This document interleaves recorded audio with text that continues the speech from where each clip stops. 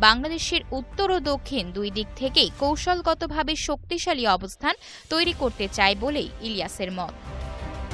তার পোস্টে আরও উল্লেখ করা হয়, ২০০১ সালের ১৮ এপ্রিল কুড়িগ্রামের বড়ই বাড়িতে বাংলাদেশ ও ভারতের সীমান্তরক্ষী বাহিনীর মধ্যে সংঘর্ষ হয়েছিল এবং সেখানে ১৬ জনেরও বেশি বিএসএফ সদস্য নিহত হয়েছিল। অনেক বছরের এই দ্বন্দ্ব নীরবে চললেও সাম্প্রতিক সময়ে কিছু ভারতীয় রাজনীতিকের বক্তব্যে বাংলাদেশের বিরুদ্ধে বিভাজন ও দখলের হুমকি আবারও আলোচনায় এসেছে।